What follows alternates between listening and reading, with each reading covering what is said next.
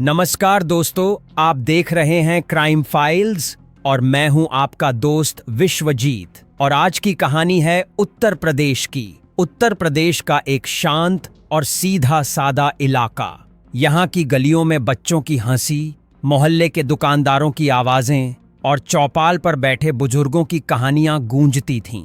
इन्हीं सादगी से भरी गलियों में आजाद नगर मोहल्ला एक ऐसा इलाका था जहां लोग किराए पर आकर रहते थे, कोई नौकरी की तलाश में तो कोई नई जिंदगी शुरू करने की उम्मीद में। इसी मोहल्ले के कमरा नंबर 7 में कुछ महीने पहले एक जोड़ा रहने आया, जितेंद्र और गौरा। साथ में उनका 4 महीने का छोटा सा बच्चा। जितेंद्र की उम्र लगभग 23 साल थी और गौरा की उम्र 20 साल। जितेंद्र दुबला पतला था, सांवले रंग का, लेकिन आंखों में सपने भरे हुए। वह कालिंजर थाना क्षेत्र के रामनगर गांव का रहने वाला था, लेकिन अहमदाबाद में मजदूरी करता था। गांव का लड़का था, मेहनती था और सोचता था कि धीरे धीरे जीवन पटरी पर आ जाएगा। गौरा कोनी गांव की लड़की थी, सीधी, घरेलू और अपने परिवार के लिए हर हाल में खड़ी रहने वाली। उसका परिवार गरीब था, भूमिहीन, लेकिन उसके सपनों में घर था, रसोई थी और जितेंद्र के साथ एक सुकून भरी जिंदगी। आजाद नगर में किराए का ये छोटा सा कमरा उनकी नई दुनिया था। बाहर एक लोहे का दरवाजा, अंदर एक छोटा चूल्हा, एक बाल्टी, कुछ बर्तन और एक नीला 20 लीटर का पानी का ड्रम। दरवाजे के बगल में झूलता एक बल्ब जो आधी रात तक जलता रहता। रात में जब मोहल्ला सो जाता तब उस कमरे में कुछ आवाजें देर तक आती थीं, कभी बहस, कभी चुप्पी।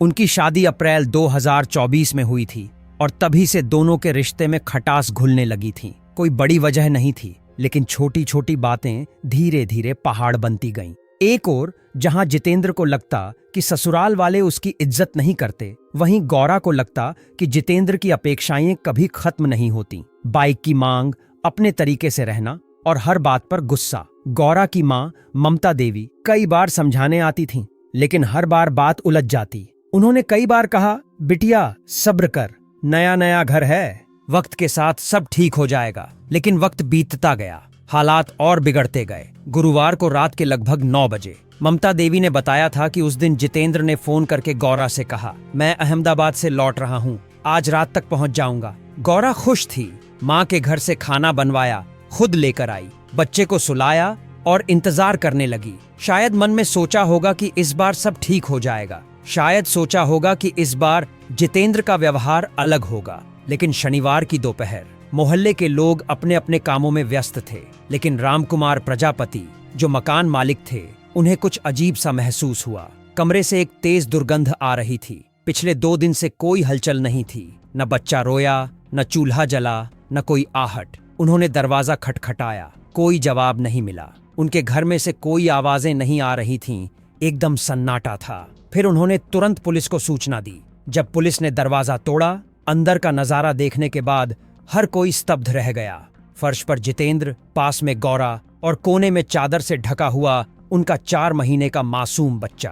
तीनों अब इस दुनिया में नहीं थे।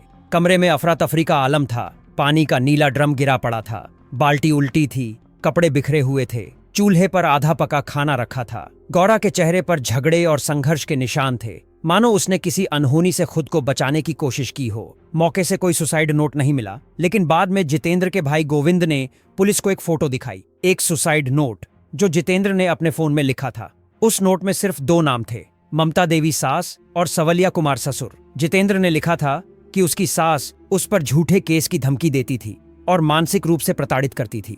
उसने लिखा था, अब जीने का कोई कारण नहीं बचा, सब खत्म हो चुका है। लेकिन इस नोट में न तो कोई माफी थी, न कोई विस्तार कि वह इतने बड़े कदम तक कैसे पहुंचा। बस एक थकी हुई आत्मा की बेजान लकीरें थीं। जितेंद्र के परिवार की हालत खराब थी। पिता लल्लू प्रजापति मजदूरी करते थे, 3 बेटों और 5 बेटियों का पेट पालते थे। जितेंद्र सबसे बड़ा था, जिससे उम्मीदें थीं। वहीं गौरा का परिवार भी उतना ही गरीब था। ममता देवी ने आरोप लगाया कि शादी के बाद जितेंद्र ने बाइक मांगी थी।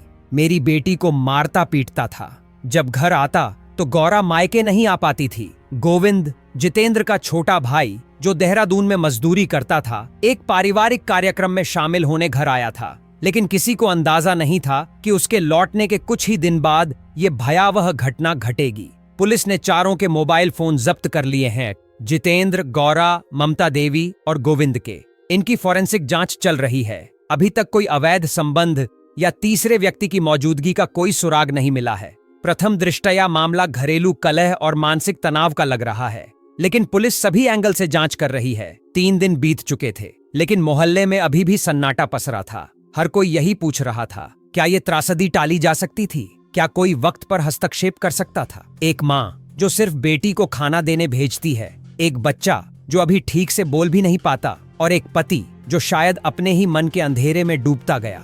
जब रिश्तों में संवाद बंद हो जाता है तो सन्नाटा बोलने लगता है, और कभी कभी वही सन्नाटा मौत की शक्ल में सामने आता है। जितेंद्र ने जो किया वह न सिर्फ कानूनन अपराध था, बल्कि एक सामाजिक त्रासदी भी। लेकिन उसकी मानसिक स्थिति, उसका अकेलापन और रिश्तों की उलझनें, इन्हें नजरअंदाज भी नहीं किया जा सकता।